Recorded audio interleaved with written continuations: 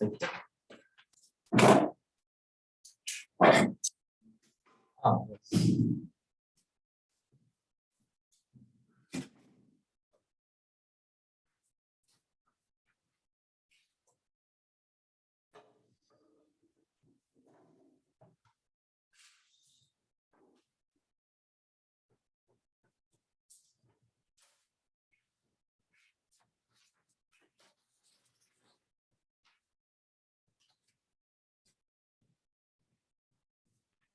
That's a better answer. I didn't know about it recently. Until recently, there's a video that came out. I think these days they have these nice videos they show, which really describe things sometimes very simply. But I think the question was. The leaves Yeah, but I think the point is when green leaves. Yeah, green leaves are reflecting green light, like predominantly green light. So they're absorbing red and blue, right? RGB, like so red and blue is being absorbed. Now out of that, you can have, so there are two pigments now. G is not there, or red and green. Now in that, if you combine, that is yellow is also a possibility. That's the, and they describe it very well at this point. I'm not able to produce that. But for the yellow, yellow leaves, if I could, sir, I found out there was some reason like they have less nutrition and some of the stuff in the soil is to why the plant look yellow. Could be, but my point was that yellow leaves, can they cook or not? Like, can they photosynthesize? Yeah, I think they can photosynthesize. Yeah, but then isn't it so? Like the point is in photosynthesis, you always say that the green color is important, the chlorophyll is important. So the point is chlorophyll, which pigment is it absorbing? And it's very specific.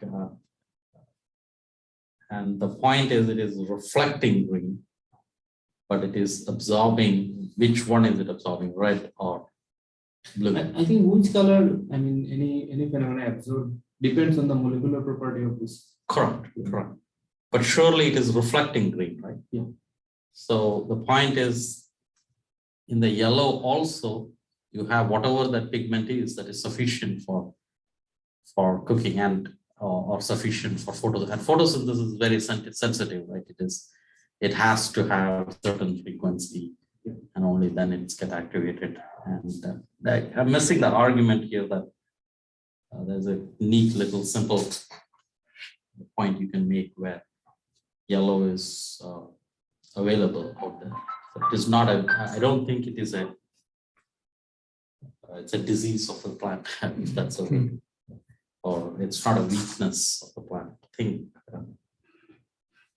yeah, but I never narrated it before, so I don't know exactly. But I came to know about maybe some check out. So the yellow color is like a lack of chlorophyll.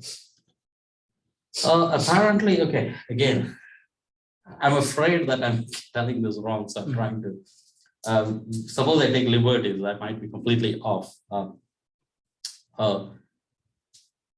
There are three pigments in a plant.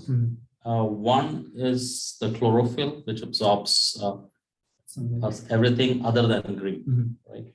And there is a second pigment also that can do the job of photosynthesis, that can work, that absorbs everything other than yellow. That's why it looks yellow color. And how much they dominate is what decides whether it is green or yellow. Like most of the plants, it is the green pigment that dominates, and the yellow one is. I'd argue it's probably layered, where you have the chlorophyll, like, or the green pigment reflecting on top, at least, and then you have the yellow pigment on the bottom, right? Or at least when you talk about reflection. So when the chlorophyll dies, you really are just scratching away the surface to show the next layer of, what's creating photosynthesis. Like fall, Okay. when fall happens. Yeah. Yeah. I mean, continue that thought, but that's not what I heard. This is completely Okay. verbal. Like I'm talking about what I heard, and I don't think that's the narration at a popular level. There might be some substance to that quote. Maybe they're not considering that. Interesting. Yeah, so it's worth thinking. And this is at a very popular level where you can explain this to a high school kid who only knows that you absorb something, whatever you reflect is what you see, right? So at that level. But to me, I think it's more complicated than this. I mean, the color thing. Because let's say a human being, how I look right now, 10 years later, how I look, does it depend on which color I reflect and absorb? I think so. Only on light? I think so. I think So, yeah. Like that's the only sense we have. Like recently someone was telling me, like I found it very interesting. This is just a few weeks ago. Sometimes when you make a dog or a cat look into a mirror, like they don't respond, right? And this is always associated with they not being smart. Like you need to be having some intelligence to realize that I lift my hand, the other person also lifts my hand. So that's an intelligence that you're connecting two dots then, right? And that's an argument made. But recently I heard it was Dinuka, who was this graduate student here.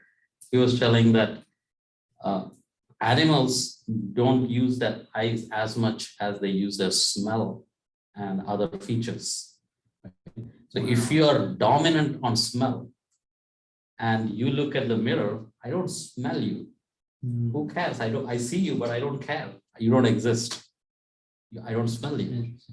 So that was his point, and that made a lot of sense. So what you're saying is that how I look like, it depends on the senses. So if I'm using my eyes dominantly to see you, that's the only thing. It's like dark matter. Dark matter exists, or whatever it is, it exists. We cannot see it, doesn't. If I cannot see it, I cannot see it, right? Like if we cannot see it, then I think we depend a lot on our visual instincts. Yeah, brain and eye. Yeah, eye is much more dominant than the smell, right? Smell, skin. Sometimes touching is very important for us, but most of the time, I think our eyes are very, like animals, for example. Again, these are all what is it? Verbal. I have not seen or done anything related. Like shark, when they're many fishes, when they're actually preying on something at a farther distance, they use eyes. But when they get closer, it's not even smell, it's electric field. So they have a dipole moment or magnetic moment, whatever they have, right next to in this region. And that creates an electric field. And they have a very good perception of that.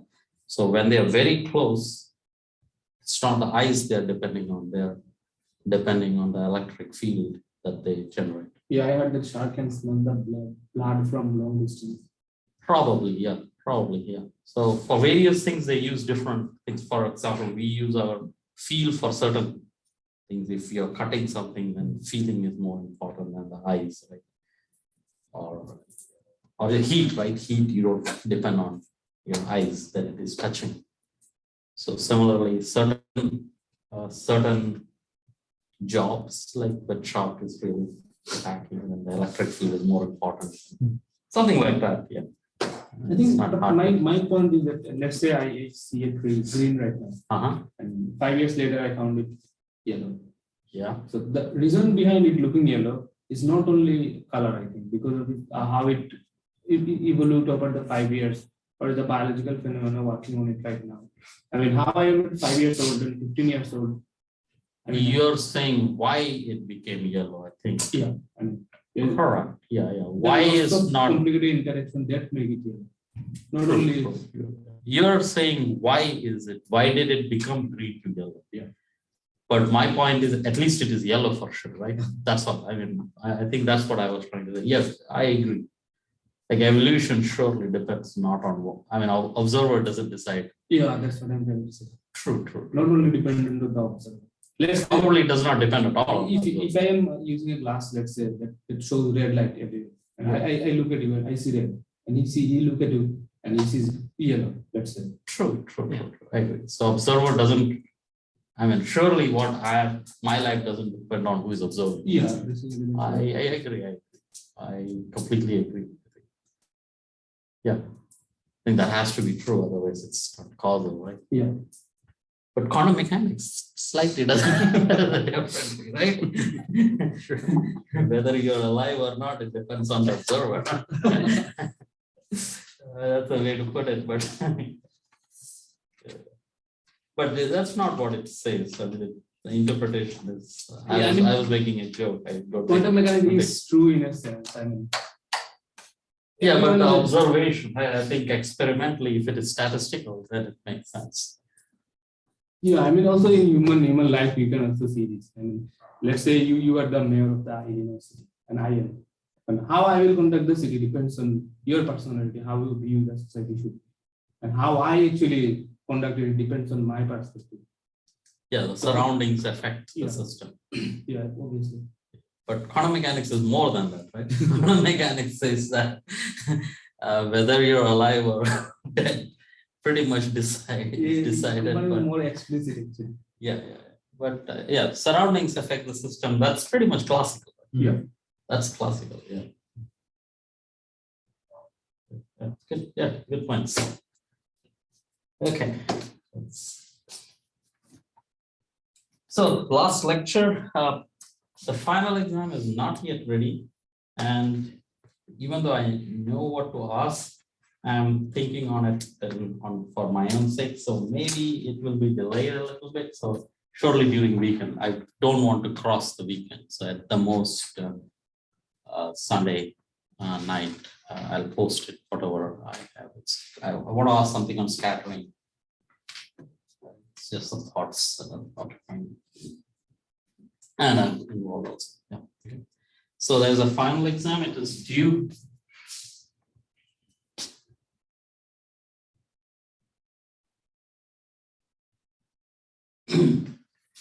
So May 5. Thursday, 10:15. 15. That's when it is due. So there will be two questions, one or two problems in class. Which means, and for that, go through your homework. I'll ask something very small inside of the homework, like in one problem, one part of it, or even inside a part, something that you had to know. And I'll ask that, and 2 or 3 problems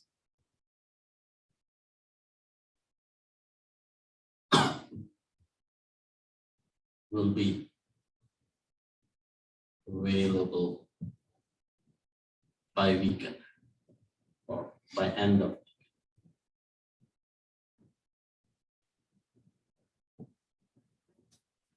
Okay, is that clear?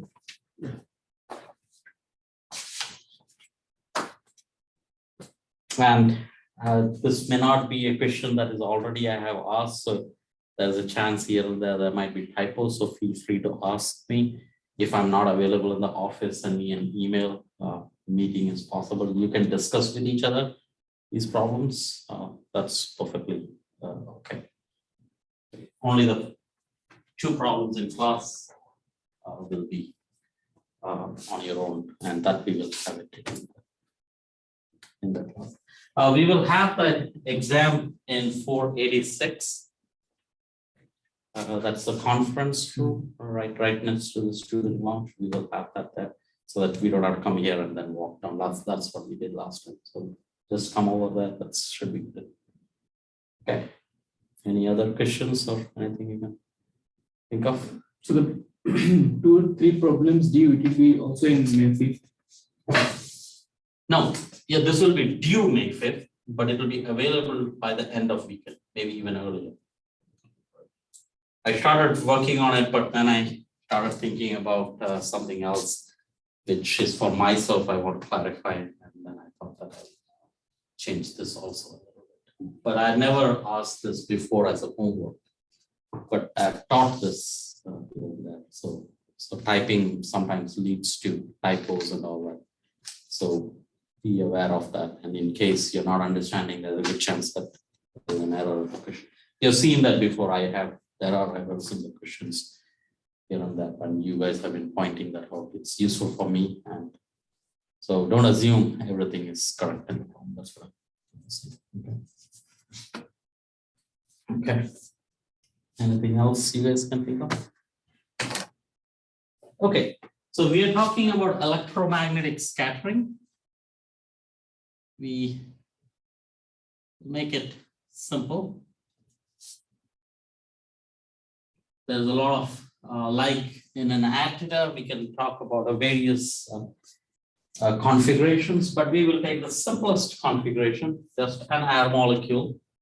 And what's the scattering off from one air molecule? And that's the only example we will do. The other configuration, for example, from a ring of, let's say, you can think of air molecules forming a ring, what will be the scattering? We will do that as a homework exercise. Either I will do it for a ring or a disc or something like so that will be the part of homework. And homework or exam finalization, however you interpret. So we have some. Our formalism is that there is some set of molecules, and what is the property these things have? They do not have a charge, they do not have a permanent dipole, but they can be polarized. If you have an electric field coming in, they can be polarized. Is that clear? And that is decided by chi, the susceptibility. But and in general, they're anisotropic. So this is characterized by a susceptibility of the material. So this is susceptibility.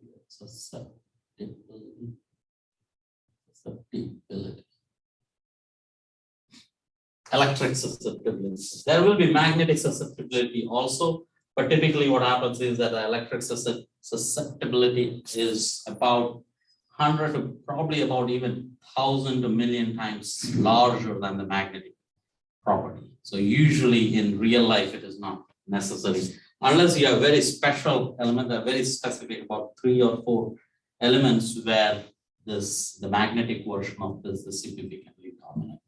And that is cobalt and iron and so on. Yes. So physically, the susceptibility means how this material is allowing magnetic field or electric field. How much is it polarizing? So for example, you would have seen if you have this material, correct? In general, there are these molecules, correct? So these are all neutral, let's say. Okay. I create an electric field. They will become, so that's positive. So positive will become here negative, positive, negative, and they will also orient. It's not only getting polarized, they will also orient along the electric. And that's how much it will do it is decided by this. Like how many dipoles will be created. If you have a neutral object, if you put an electric field, how much is the dipole moment that it will induce in the material? That's the susceptibility. Is that clear? Yeah. So to begin with, there is no charge. No charge on dipole. So that's that property. If that is the case, if I introduce an electric field, so there is a electromagnetic wave that comes in, and let's say this is uninduced incident electric field, and that's decided by R and omega, right, position. Any incident electric field comes in, and it's coming from very far away, this will oscillate it. If it is coming and disturbing this will oscillate it or polarize it as a function of time or frequency. And then if there is a dipole that is oscillating, then it will radiate.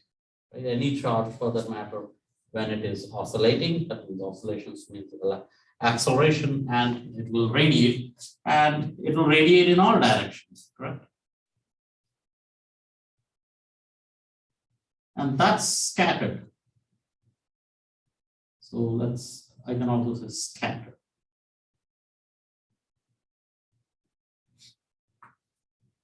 Yes. You said it was isotropic or anisotropic? As of now, it is completely, or not completely, it is anisotropic. I'm making it very general. But I will make it isotropic in a moment. I mean, it's a big approximation that helps proceed. And we will, just for simplicity, we will do that. But in our formalism can accommodate anisotropic. Okay, so the basic idea is that electric field now, the total electric field is equal to incident electric field plus the scattered electric field.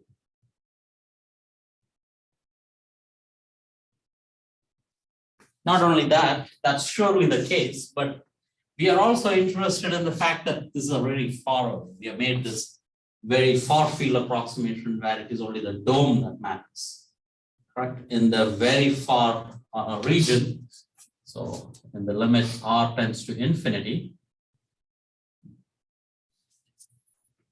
we have shown that this takes the form. So limit r tends to infinity of the total electric field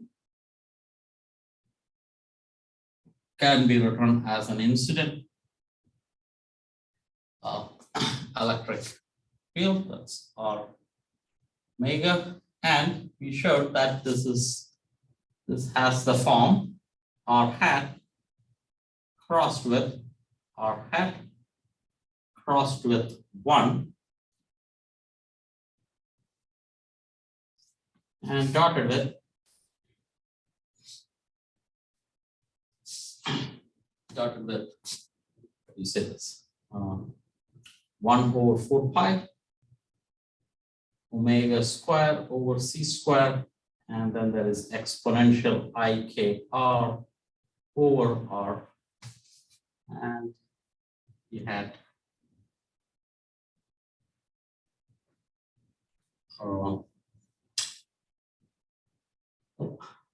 this is k minus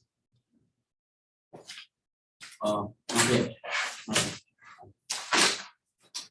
yet. Minus kn.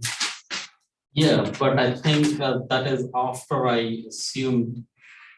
Yeah, let me maybe say E incident, let me say is equal to E naught times I incident electric field dotted with vector r, where incident electric field is in this direction. Okay, so that's your incident. I can choose that in z direction, for example. Okay. So in that case, this is special. So this is now E naught e raised to I k incident. So that's basically a plane wave. I'm saying the incident wave is a plane wave. And in that case, I can, yeah, so then this is k incident omega and dotted with E naught.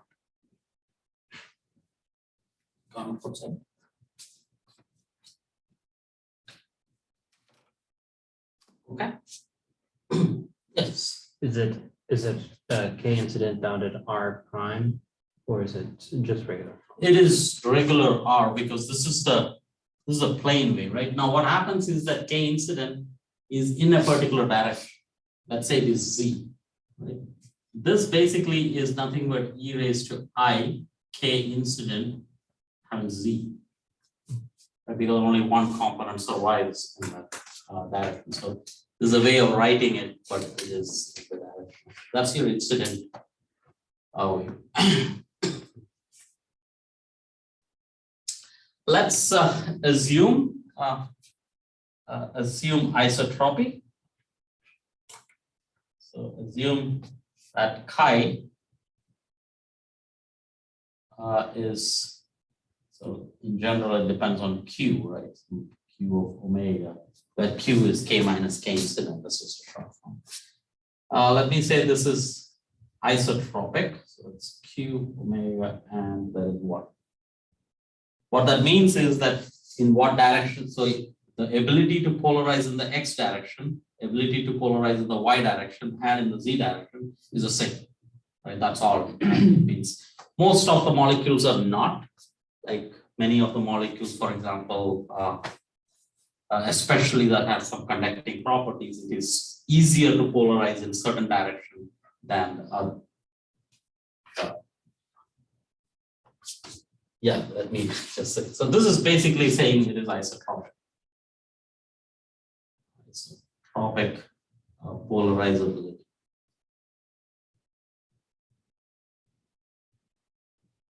In that case, this is one, the electric field can come out all the way out, and I can write. So then I can say that limit R tends to infinity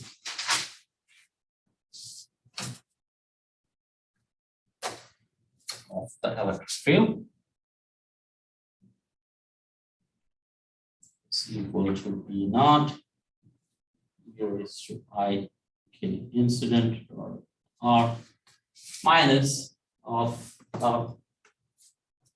let me pull in all the vector features. How should I say this? Yeah, let me pull out this quantity out. And the zero piece. Yeah. Let me write this as, yeah, let me write this as K. Notice this is all dependent on R hat. Even K here is dependent on R hat. Maybe I should point that out. K is equal to R hat times omega over C. And even though it's pointing in that observation point, its magnitude is given by omega over C. So it is how much things are scattered. So in our approximation, it depends only on the dome, right? That's the R tends to infinity limit. We are in the large far field approximation, and this is then theta phi dependent. And that is a frequency dependent. That's the only dependence it has. And there is a little R dependence in there. So I take that out, IKR over R. What is the dimension of this K? It will have an electric field in it. And because I have pulled a distance, there is also an R dependence.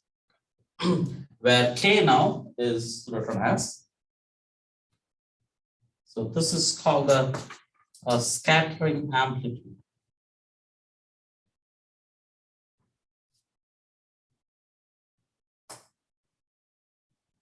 Like how much scattering happens in a particular solid angle. It is vector because we are doing electromagnetism. Like electromagnetism has two modes, right? So that's equal to minus. So sorry, let me make this positive. I wrote this as a negative. Let me write this as positive. That's a definition. R hat crossed with R hat crossed with electric field comes in. So that's E naught. So 1 times this E naught, and that is 1 over 4 pi. That's a solid angle. If I were to sum it up, it is 4 pi times omega square over C square. That's a frequency dependence. And the Fourier transform of the polarizability or the susceptibility. It's K minus K incident.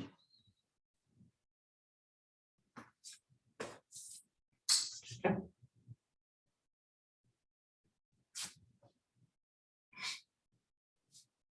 In fact, if you take out the vector nature out of it, you often define the scalar scattering amplitude.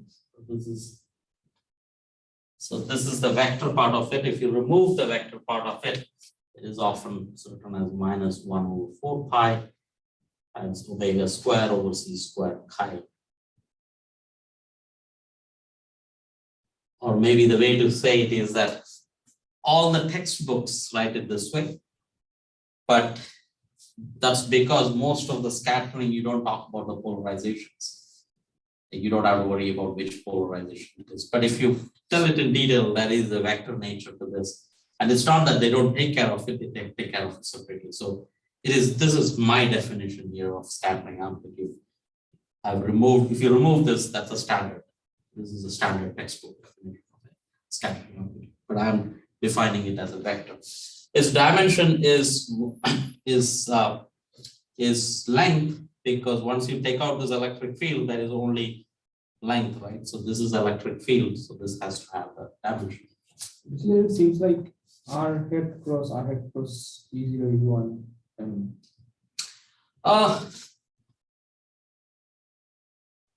No, what I mean to say, okay, maybe I should, maybe I gave it wrong. Okay, no, I'm not saying, okay, I'm just saying that I want to introduce this E naught F of theta phi. In textbooks, this is scattering amplitude. The way I have said it, this whole thing is the scattering amplitude. It's just a notation or a convention. Stick to the standard. This is pretty standard, so I don't want to change the definition. So that's the scattering amplitude. But scattering amplitude is better associated with whatever is there in front of the. So that has a vector nature to it. That's all. So maybe call this vector scattering amplitude. Right, and this is the scalar. But this is so standard, don't even try to, I mean, I don't think I will try to change it. It's just I wanted to bring in the idea that there is a vector nature to it. That's all. I'm not trying to change it. This is a very well accepted, well established definition. I don't think we should try to change it. Okay. Okay. Good. So this is our formalism. Right. So what property decides scattering? It's the susceptibility. Give the susceptibility, that gives you the scattering amplitude, and that gives you the electric field and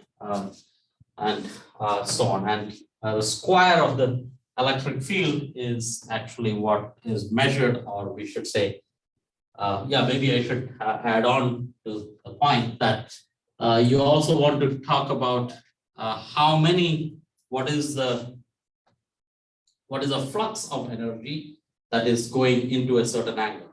So that, let's call it sigma scattering. So this is a flux of energy.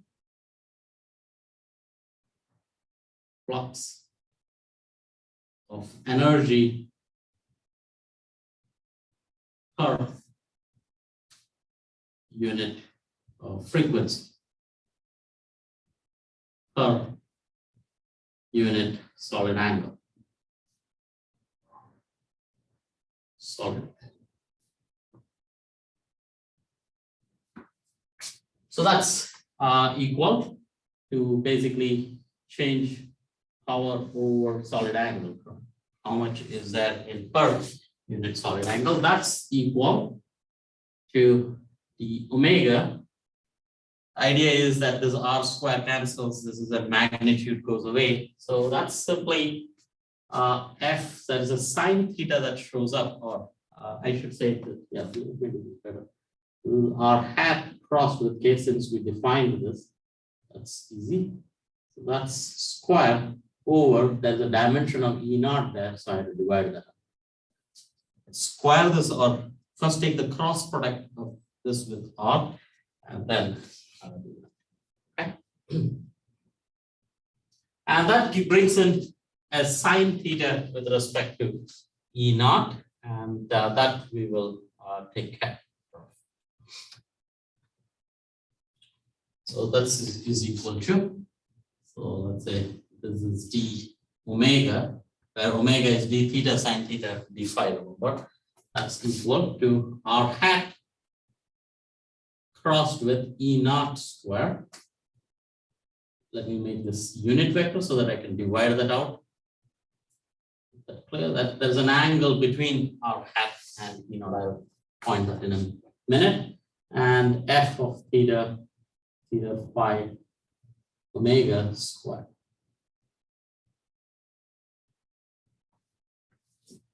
what is this or not? So that is an incident angle. So that's your K incident.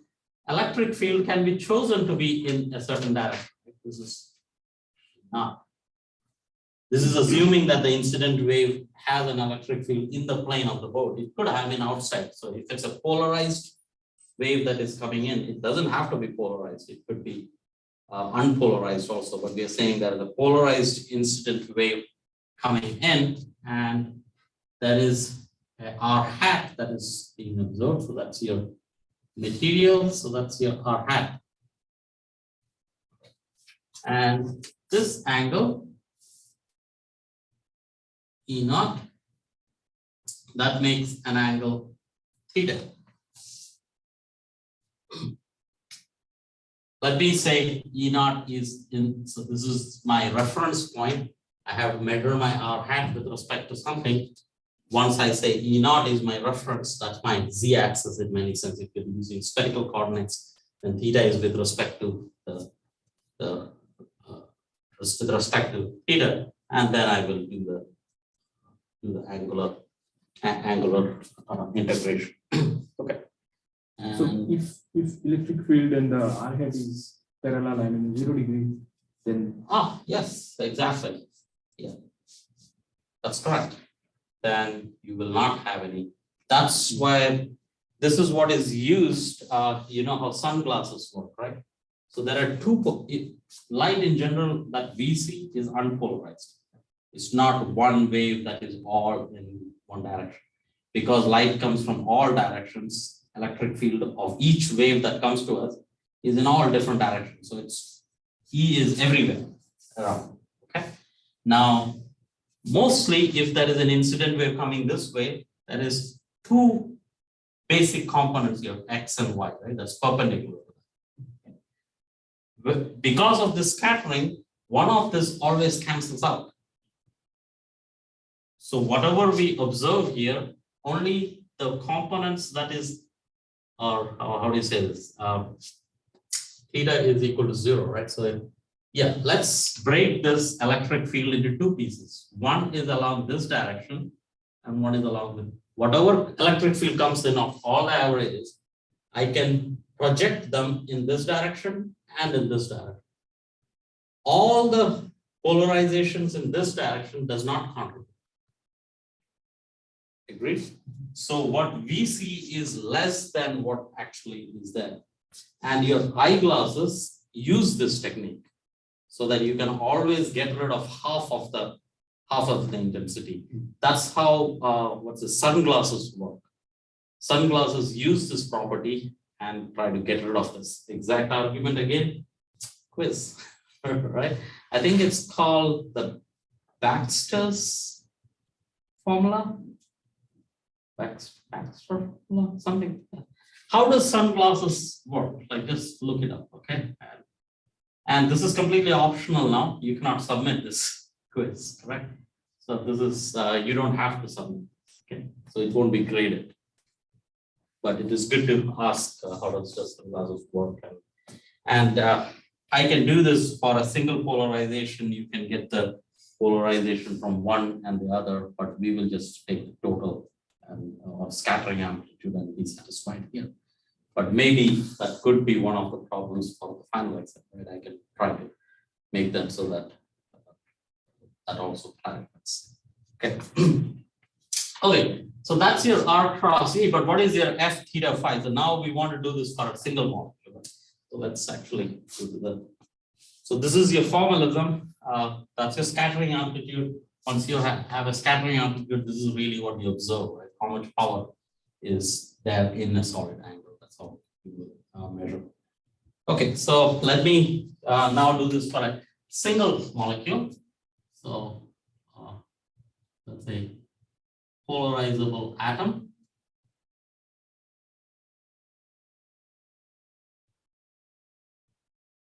And it is very clear once you have done it for one atom, you can do this for many. I mean, it's like 1 point, let's say point atom, right? If you know for one, you can just add it. Superposition gives you that. And that's what will be the basic idea. And for chi, we are having what is this isotropic scenario, but for a moment, let's say it is an isotropic. More general, this is chi of r and omega. What do we mean by point atom is that, or point particle is that its position and frequency completely disintegrate. So the position is given by delta function. It sits at a point. So it is r minus r naught. This is the position of point atom. What is the polarizability? Now the polarizability is completely frequency dependent, and it is alpha times omega. This is dimensionless by construction.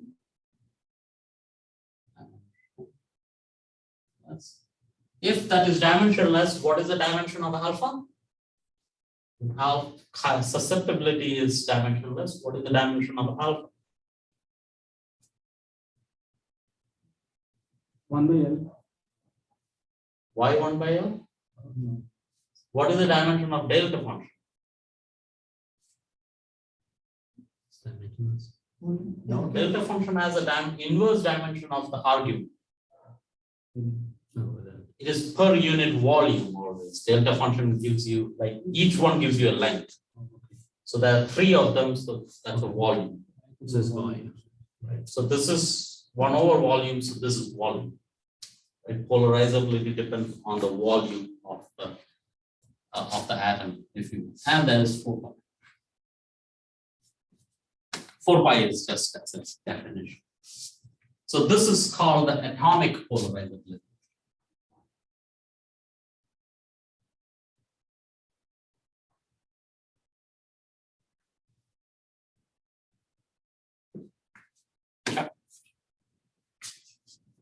So that's good. Once you have chi, it is pretty straightforward. Scattering amplitude is just the Fourier transform of that. If I know this, it's a Fourier transform that decides my scattering amplitude. So let's do the Fourier transform. So chi of q, let's say, this is the, I'm not using k because I need to do k minus k in. So q is something with dimensions of k. It's some variable in the k direction. So that's omega is equal to the Fourier transform. So this is Fourier transform will be d cube r times e raised to, instead of ikr, I say q dotted with r and chi or omega. Would you say Q was again? Q is just any variable. I can say k. It's just that then I don't want to confuse with this k. Okay. This is some k, r bit k. Like this r is any r bit r, right? This is not the observation r. Yeah. So it is. You can say k if you want. If you are not, you mind, it's some variable like k. So that's equal, but this is delta function, so these things can come out. So this is 4 pi times alpha of omega times e cube r e raised to minus I cube dotted with r times delta function r minus r naught. That's a simple integral to do. I just have to replace all the r's with r naught. So only when the position of the atom comes into picture, that's important. It's alpha omega times e raised to minus I cube dotted with r naught.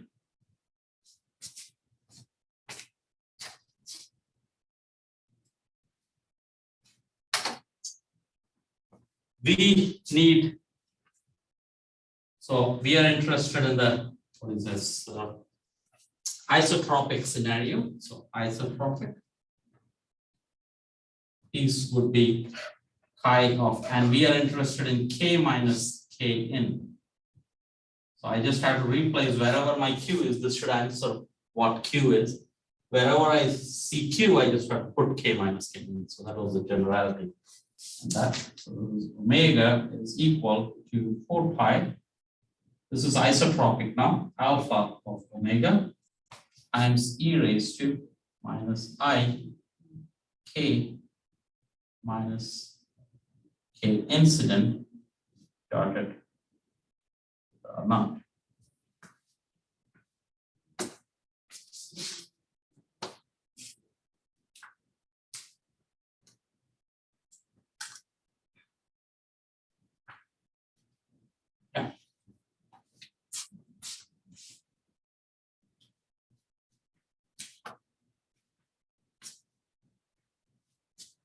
So what is F?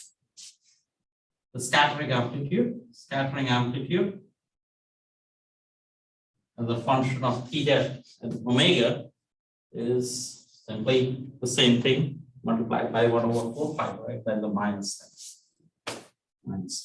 minus 1 over 4 pi times omega square over c square times alpha omega e raised to minus I.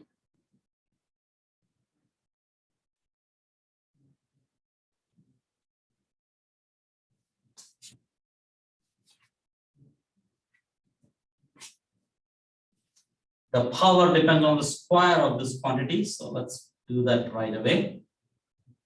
Square of this quantity is equal to 1 over 4 pi square, so that's 16 pi square. Omega raised to 4 over c raised to 4 times alpha omega magnitude square. This can be complex, remember, because of the Fourier space. This exponential doesn't contribute at all. One would think that, oh, so why did I Q? I mean, this is really true. This is just because this is one molecule. Right? Remember, when you're scattering, so that is this approximation that this is R prime and this is R. In this large far field approximation, this position really doesn't matter. But if that is for one, if there is a second one there, then this could interfere. So if I had a second molecule there, then there could be an interference between these two rays that are coming in. So as far as it's only one molecule, it doesn't matter. But if there are more than one, then that could be interferences that can come in. So that's the amplitude, and then we just have to calculate the power, right? So what's the total? Yes, 4 pi cancel. Oh, where did the 4 pi, 4 pi, 4 pi? Oh no, 4 pi doesn't cancel. That's a mistake. That's the mistake. Sorry. So good catch. So there is no 16, right? So this is 4 pi. Then very good. Thank you. Otherwise, that is a mistake. Yeah. So this is just this. Good. Thank you.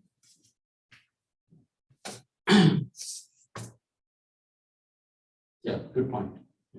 Good to have someone catch on all this small. Thank you. But very important to do.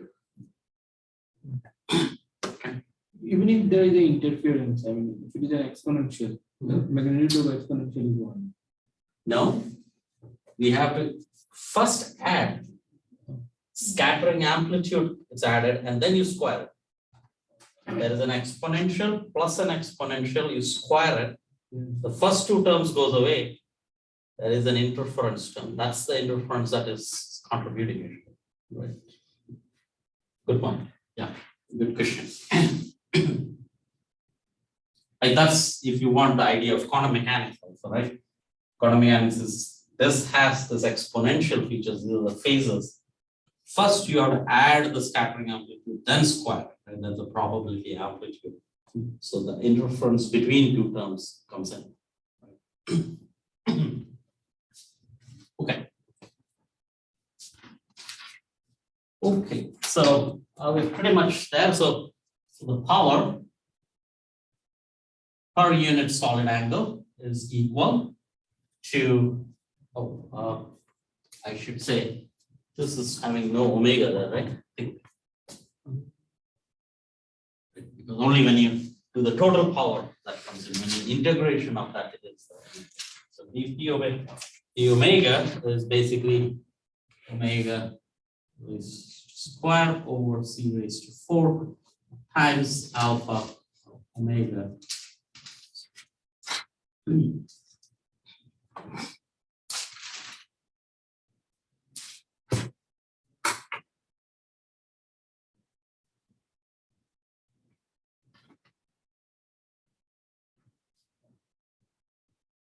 Something is off.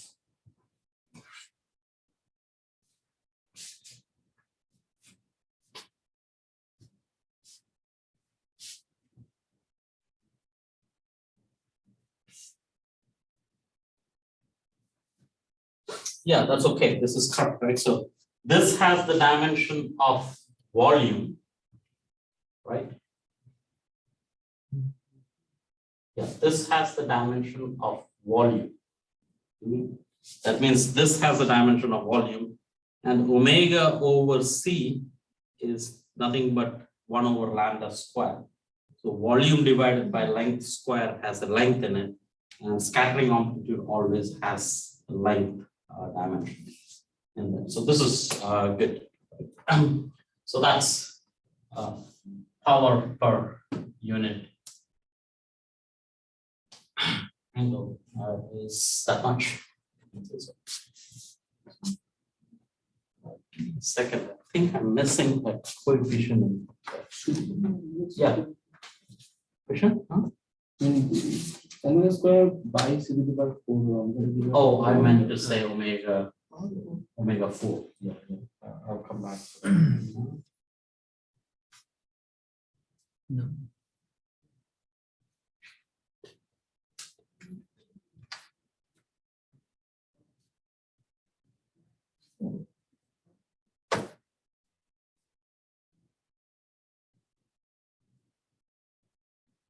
Yeah, that's the definition, and omega is 4. Yeah, it's okay.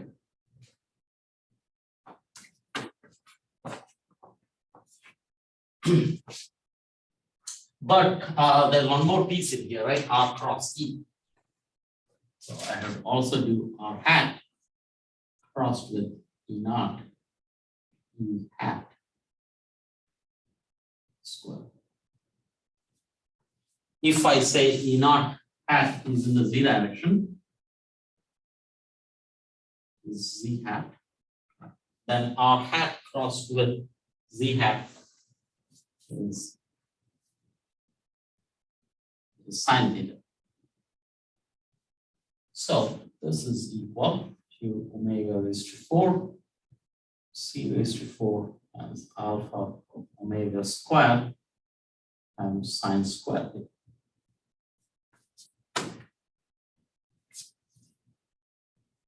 This is the 1 over wavelength square. That's why blue light is scattered most, because it's a omega raised to 4.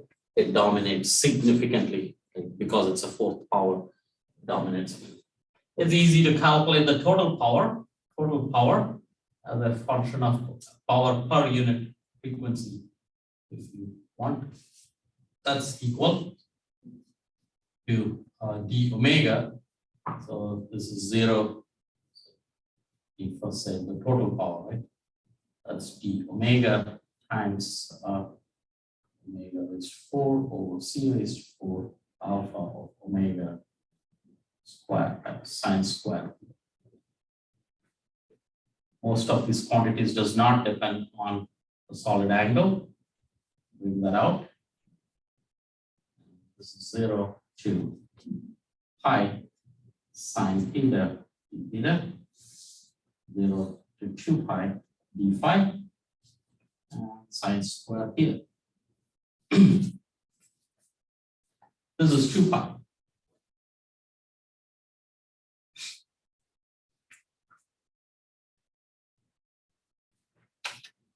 That's equal to omega raised to 4, c raised to 4 alpha omega square, and that's a 2 pi. And I can substitute, so I think it's best to do this integral as sine theta d theta 1 minus cosine square theta. Then substitute cosine theta is equal to T. Then sine theta in theta minus sine theta in theta is equal to dt. And then it goes from -1 to +1. 4 over c raised to 4. That's just to get the numerical constant out. That's -1 to +1 dt times 1 minus t squared. This gives me a factor of 2. And this gives me a factor of 2 by 3.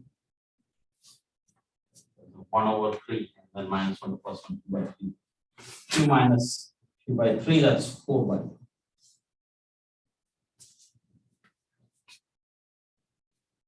So that's equal to omega raised to 4 over c raised to 4 alpha of omega squared times 8 pi pi.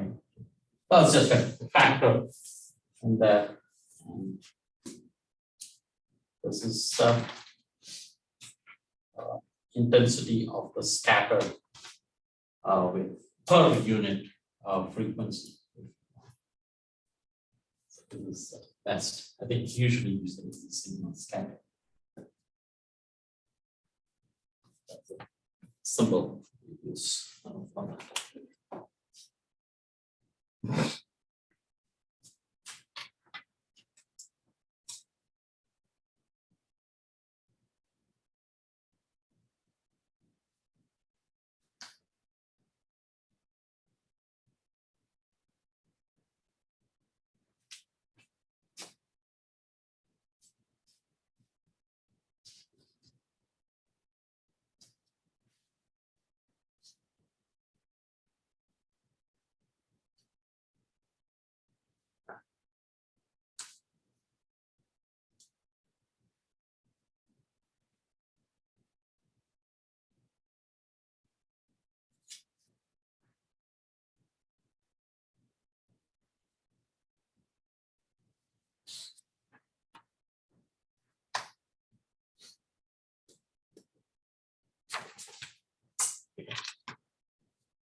I think I'll stop with this. Let me not do any more configurations. What we will do in your final exam, you'll have about 2 problems where I will say that this is actually the shape of a disk, like the scattering material is in the shape of a disk.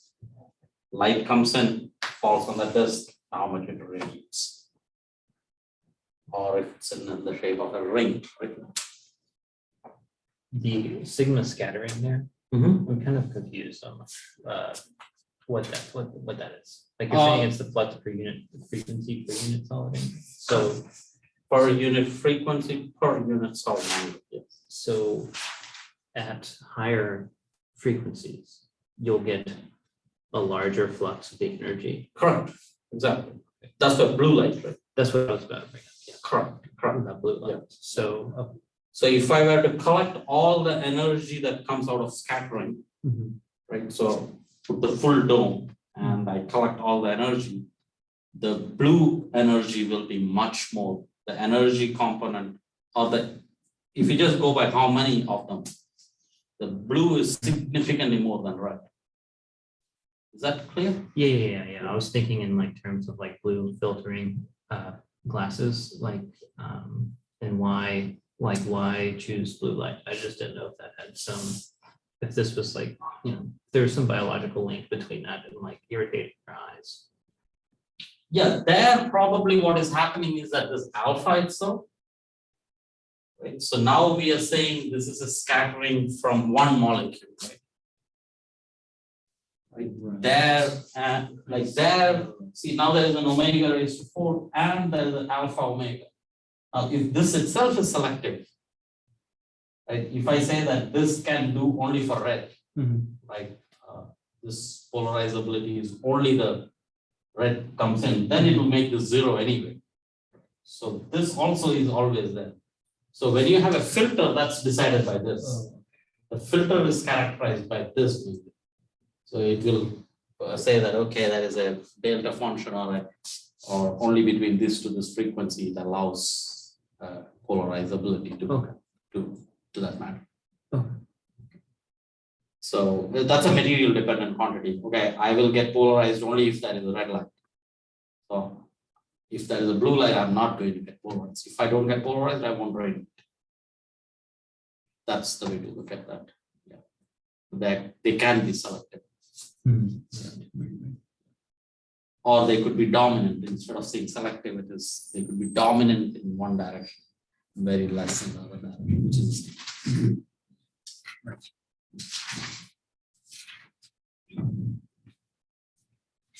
yeah. Let me stop there, and you'll see this constructions again in your final exam. That's the idea that we did not have sufficient time, but you'll see the details and a lot of things. And mostly your last three problems will be based on this. So when we're talking about a particular like point atom, that is when the isotropic kind of comes into like I guess I'm kind of confused on where we implemented the point. The point has to do with its position. So we are saying there is one point in space where if light comes, it gets reflected off. Oh, okay. Everywhere else light comes, it will just go through. At one point, it gets scattered. And how much it gets scattered is a property of the position property.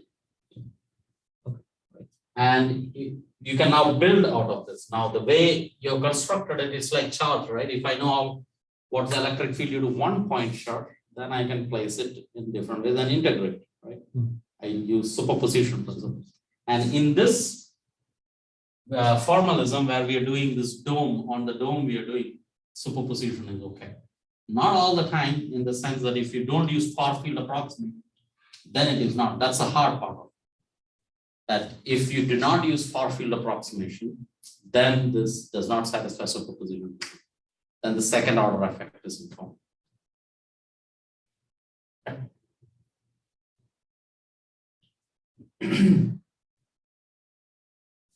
So if I have like hydrogen atom and I have a carbon atom, and I incident the same light, both of them, and they scattered. The scattering will be same or different. It will be different, right? This is entirely different positive.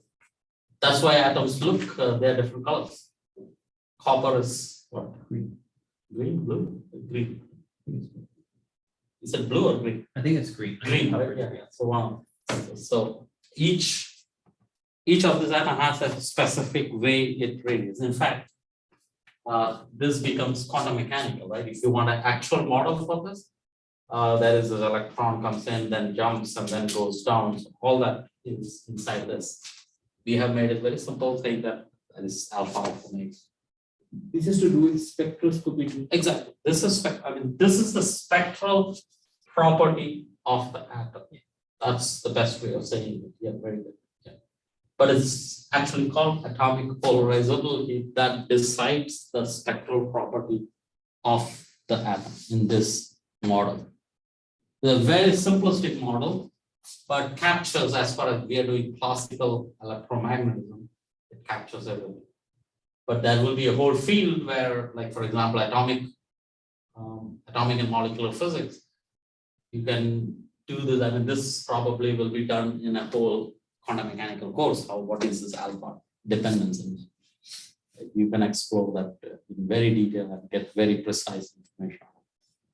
But for our purposes, we are just putting all the spectral property in one polarizability of the material. Good. Yeah, that's the best way to say it. Only this way.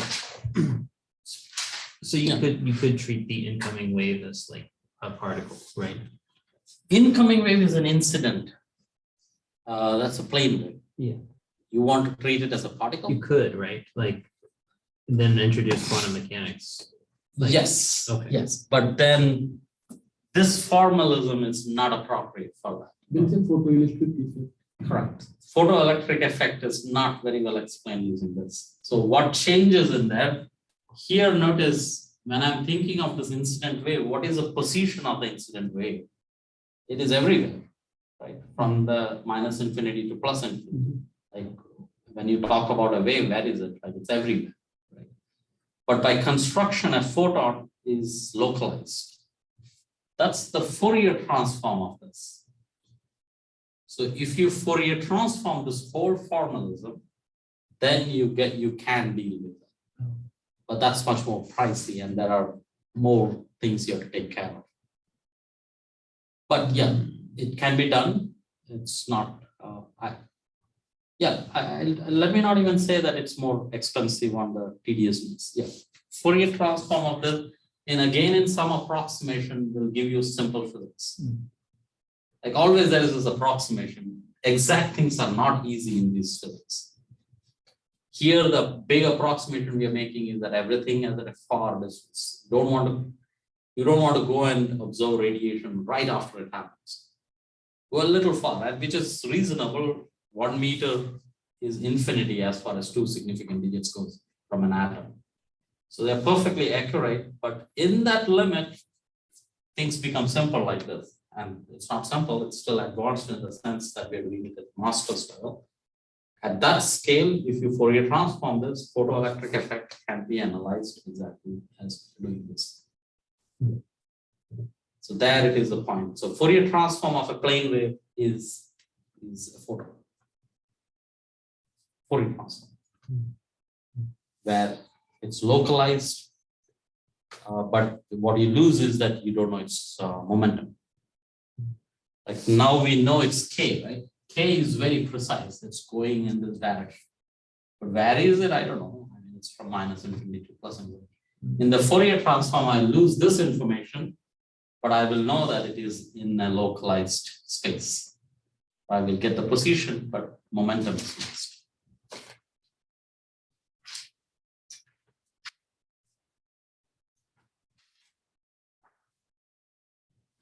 Good questions. Yeah.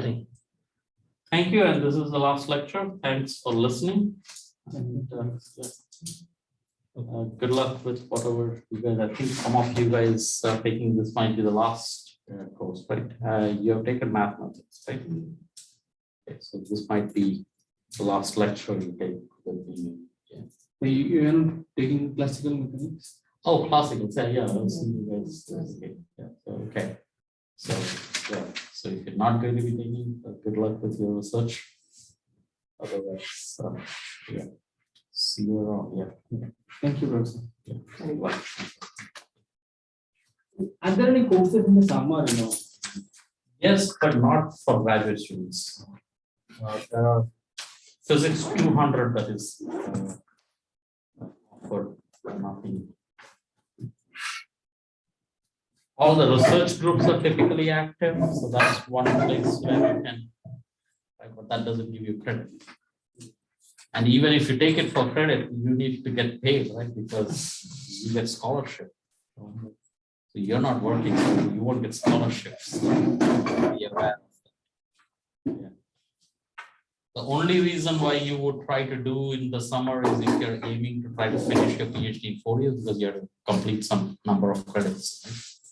So you have to complete some 90 hours of credit hours, I suppose, for PhD. And then some students try to take it in the summer. But you have to pay from your pocket. Like I was asking actually for, I'm not sure you will get funding for summer. So I heard that if you get a course in summer, then you can work in library and other places in campus. But I'm not sure actually. That's probably correct, because being able to work as for an international student is related to whether you're working or not. It's correct. You will be at, if you get RA, then you have to register for your 6 hours of research person. That accounts for your working. Does that help? Can I take courses from different department if they're foreign? Yeah. If your advisor agrees, because RA shift will be from an advisor, and your advisor may not want you to be working some or taking something else, doing other things than research. So talk to your advisor. But working is surely allowed, I think, as far as you're registered. But my advice also is that research is intensive concentration is good. So if you're working, don't work hard shift jobs because you cannot concentrate. Yeah, if I get an RA, then I will work more. If I don't get an RA, Then you should. Then I agree. Yeah. Because it always comes at the price of research hours, and concentration is important. Thank you. Yeah. Okay. Good.